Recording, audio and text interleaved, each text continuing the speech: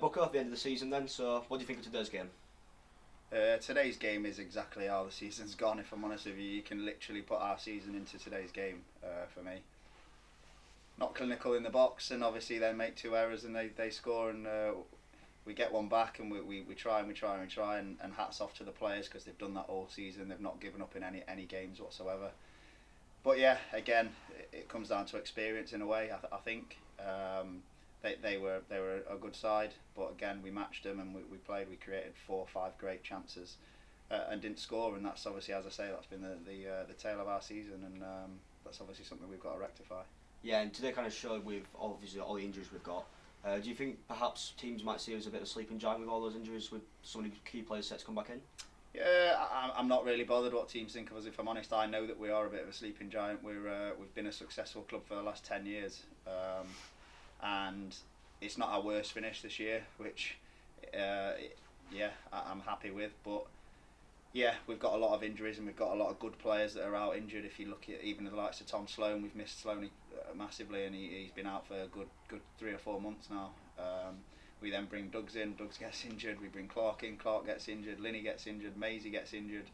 We've been carrying Knox, and again, that's just how football goes. That's obviously how it is. But yeah, hopefully if we can get the squad back together pre-season and we can get all them injuries back, I think we'll be absolutely fine for next year. Add a couple in, and we'll see where we are. Yeah, I've got last, I think, but with today's goals for them as well, the first goal in particular, do you perhaps think there was any controversy around it, with obviously Adam having the ball in his hands maybe? Adam said he had 2 hands on it. In fairness, I didn't think the ref was too bad at all today. I thought he let the game flow. But yeah, there could have been some controversy, but that's football. You've got to take that on the chin. You've got to react. But yeah, he said he had 2 hands on it, but I couldn't really see from where I was if he definitely did or not.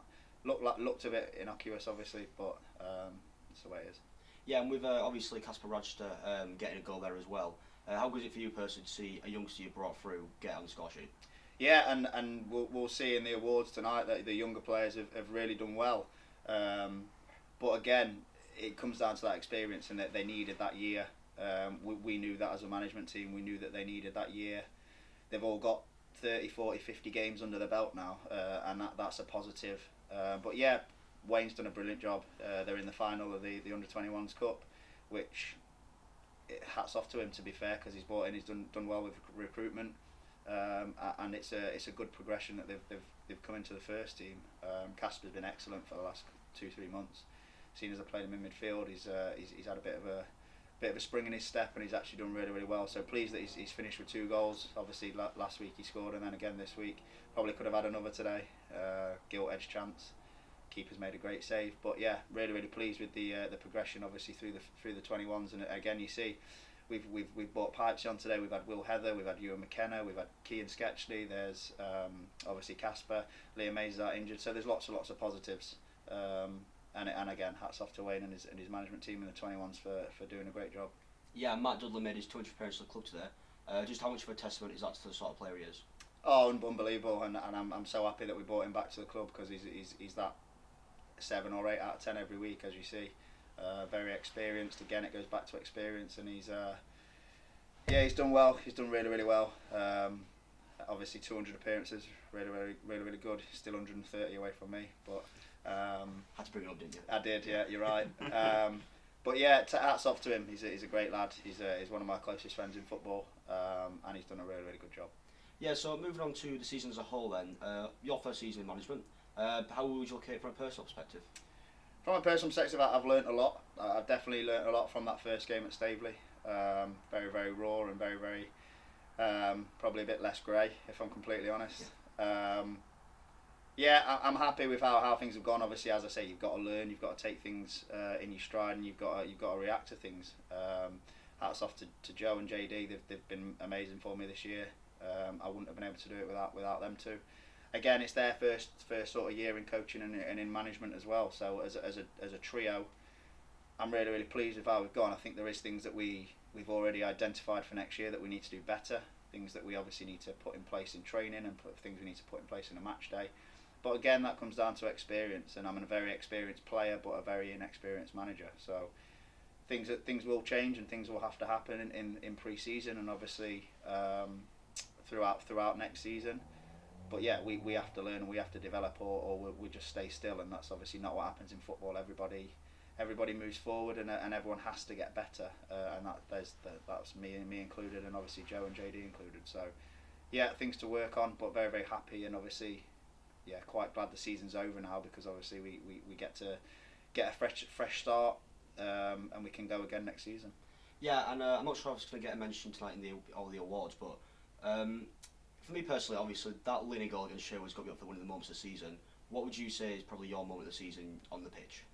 My moment of the season would probably be the Garforth away game, the 1-0 win away at Garforth. Obviously, we've lost to them today, but that would probably be the standout moment for me, purely because I thought it was a complete 90 minutes performance, and it was something that we put in place in training in the week, and then they did our plan to a T. So that's the one for me. I thought they had to withstand. There was one off the line. Adam made a couple of great saves. We obviously nicked it and won 1-0, and the game plan was brilliant. And that would be my standout for this season. Yeah, and a lot of young players come through as well. Obviously, a big praise to yourself for that. But for you, is there a certain player who's come through perhaps this season who you've been just really impressed with? Yeah, there's a couple. There's probably 2 or 3, and I don't really like singling players out. But Cian Sketchley's been absolutely excellent this season. I think he's been top notch. Probably needs another season at this level just to be able to make sure his confidence and everything else. And obviously that's what we'll be trying to do to secure him for next season. Casper, as I mentioned, I think he's grown into that midfield role really, really well. And Liam Mays, we missed Liam Mays for the first 5 or 6 weeks of the season with a head injury, but he stepped up, and a lot of players and a lot of different managers have obviously commented on him. There's been some other good performances. I wouldn't say that they've been as consistent as those 3. Alfie's come in and done quite well.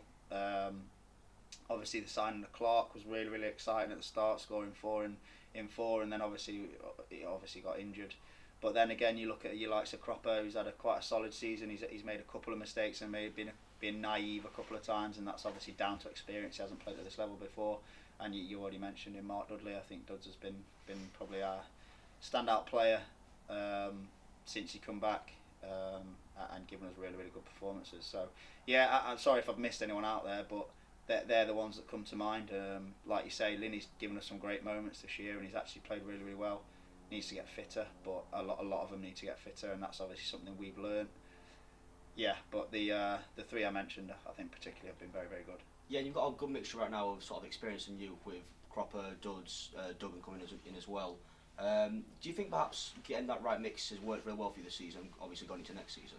That's the plan. I think I can't see us signing lots and lots of experienced players purely because we've still got to give opportunities to the under-21s players, and there's players that have come through, and as I've said, they've got a year under the belt now. So I'm looking for them to kick on again next season. I'm looking for them to use their experience on this season and become better players. But yeah, I think within those 21, I think you have to have experienced players around them, or they never learn. I think JD's been excellent for a lot of the younger players because they do look up to him.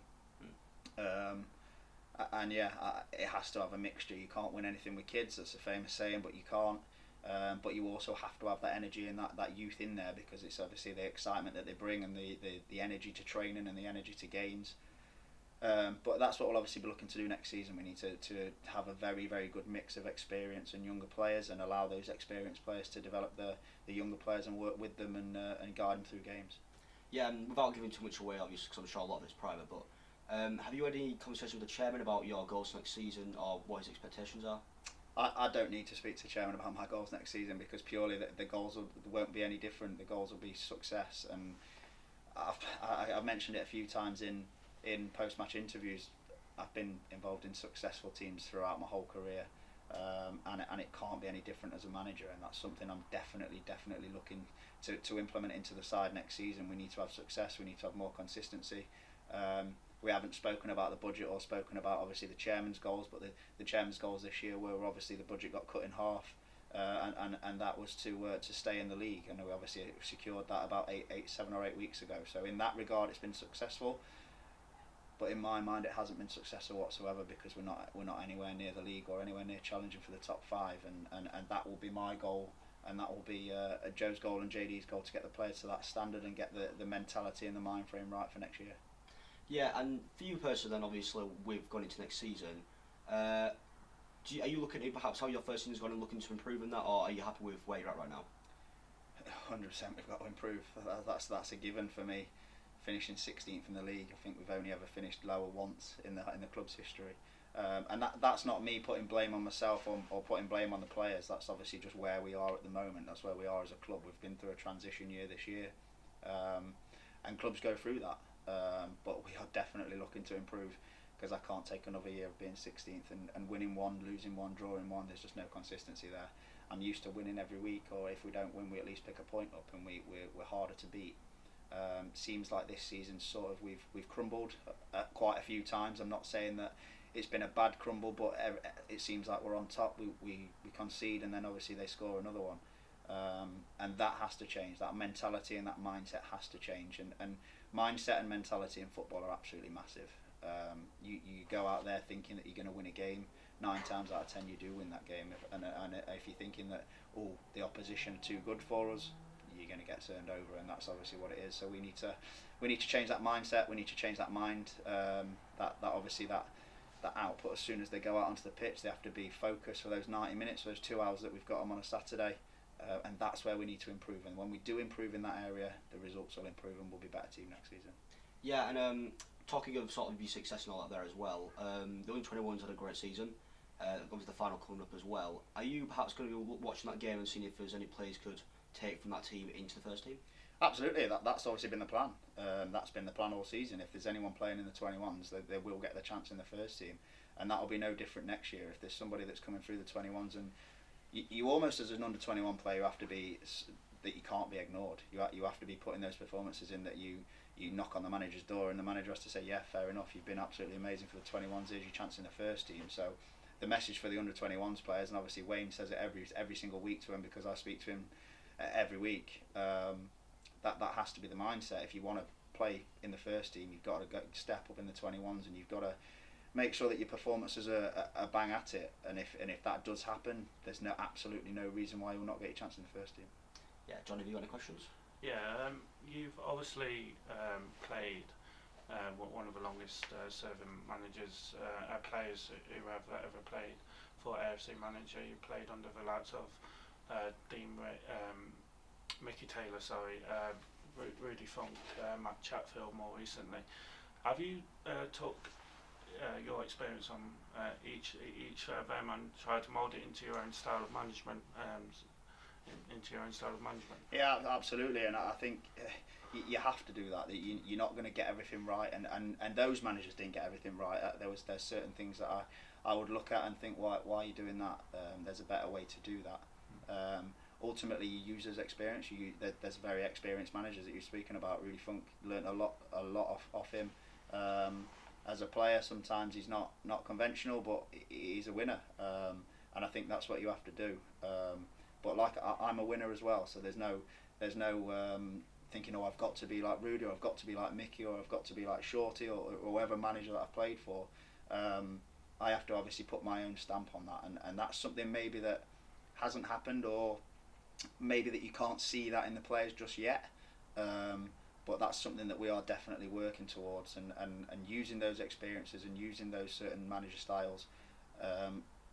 It is good, but you also have to have your own management style. You've got to have your own stamp. You have to have your ideas, and you've got to implement them onto the squad. And that's something that we, as you asked me earlier, that what have you learned? But that's something that we have learned, and that's something that we will implement next season. It's got to be more of a style. We've got to have more of a style about us. I say to Joe quite often, if someone came to watch us, I don't know if they'd know how we play, because we're that inconsistent. We have to have a better pattern of play. We have to have a better transition. We have to be better defensively. We have to be better with the ball, and that's only something that can come from the management team, and that's only something that we can work on in training in pre-season. So if that obviously happens, I've got no doubt about that we will have a successful year next year. But obviously putting those experiences into practice is something that's massive, and that's something obviously we'll look to do next season. And this is the first year where we haven't seen Phil Buxton in an AFC shirt. Just how easy or difficult was it to transit from your position as a player to a manager? Well, I nearly chucked myself in starting 11 today, but I thought, no, it's not my time. My time's done.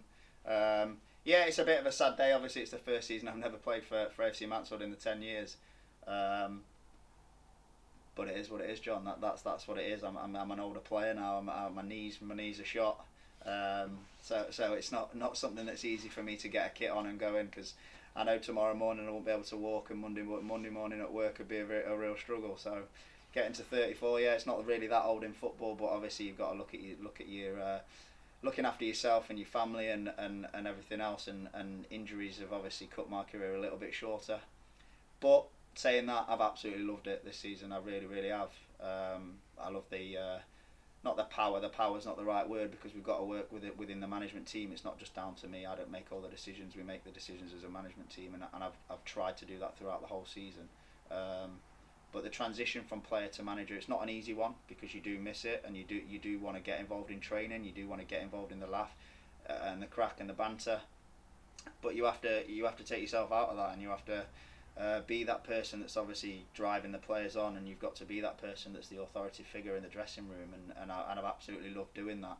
I think I've got the respect of the players. I think all season they've worked for me, and I've thanked them in the dressing room for that just after the game today. They've never given in. They've never given me any back chat. There's been no spats at half time. If I've gone absolutely mad, which I have a few times, ask the players, they'll tell you I've broken things in the dressing room and been that horrible person that you sometimes have to be. Yeah, the transition's been really nice actually, because I've not really missed it as much as I thought I would. I've missed being in the dressing room obviously as one of the lads, but it's a new chapter for me.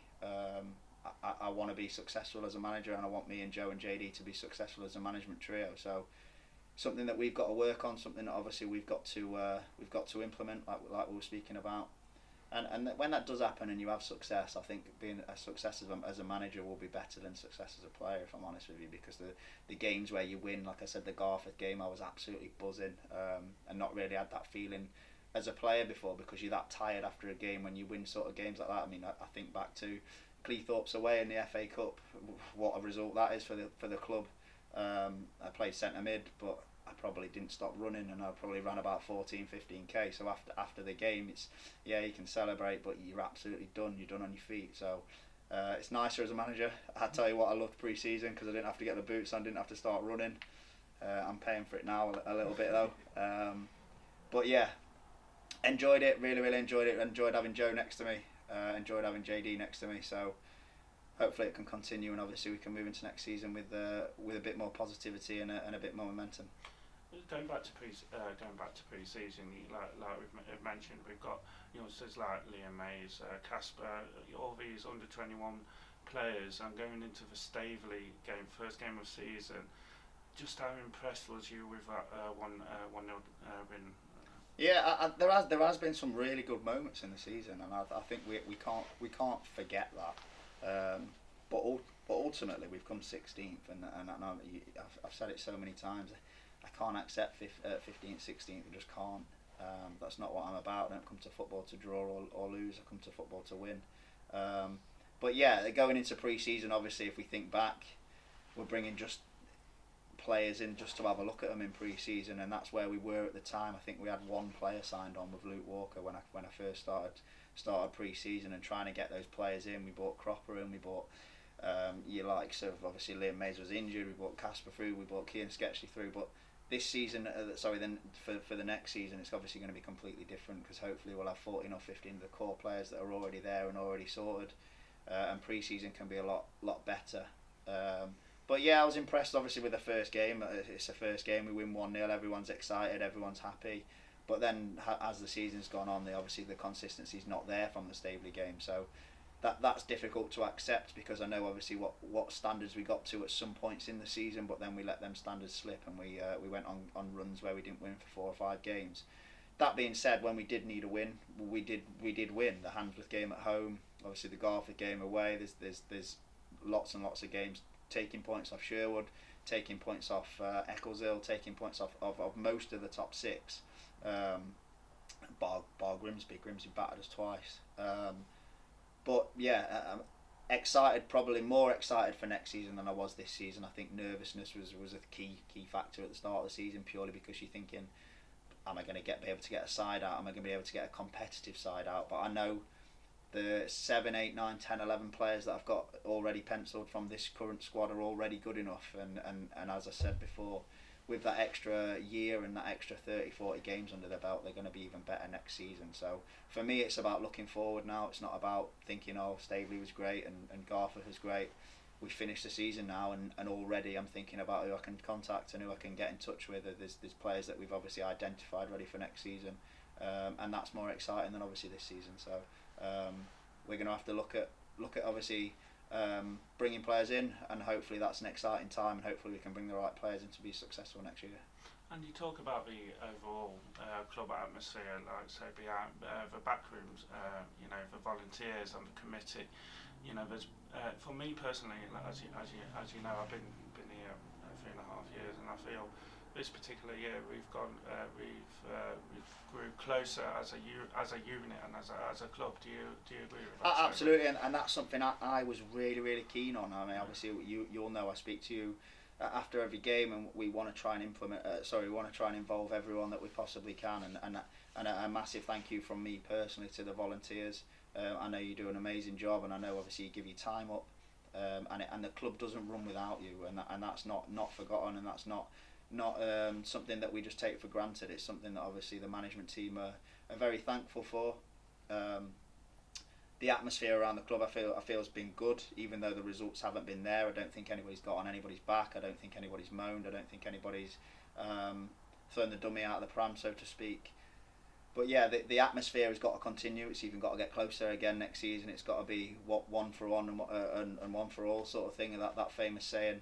I think I've just got that wrong, but it has to be, and that's how a successful club's bred, and has to be not just the 11 players on the pitch, not just the 16 in the squad. It has to be the whole club working in the same direction, and I think we slowly started to get there. I know I speak to the chairman most days if he answers his phone. But yeah, that has to continue, and that's a big part of a football club. Once that good atmosphere and that good feeling comes back with results, I think it'll be even better next year if we can obviously get off to a good start, and continue with the positive atmosphere and the positive attitudes from everyone at the club. That's all. Thanks for me. I just have one more question. We've seen them in the absolute worst conditions this league. The white shoes, are they going to continue into next season? Yeah, so I've had a bit of stick out this season about obviously my dress sense. I started off with the old pep look at the start. I don't know what I was thinking. I might bring that back next year. But yeah, white trainers. I always wear white trainers. Ask the kids. It's risky. I always wear white trainers. Ask the kids at school. I'm always in white trainers. It's a trademark for me now. And you've got a Mansfield jacket on as well. I've got my Mansfield jacket on, yeah, because I know you were doing the interview today. But usually not got anything Mansfield on, but people hopefully know who I am, and obviously know that I am the manager. John's just ruined the camera. But yeah, they'll definitely continue. You might even see a few different colours. You might see a few different outfits next year, but we'll have to wait and see how successful we are. Because if I'm turning up in looking like Pep and we lose 5-0, it's not the best. Yeah, the suits won't be coming out, mate. Trust me, that will definitely not happen. But yeah, as I say, just to end, obviously, thank you to everyone involved in the club. Thank you to all the supporters. Thank you to everyone who's been on Twitter. Thank you to everyone who's been on Facebook and shown us that support, because it is appreciated, and it's not forgotten. And hopefully next year we can give you something to cheer about. Thanks, Phil, and we'll see you in next season. Cheers, mate. Thank you. We've been hushing by the chairman. Yeah. I would have longer than I would have.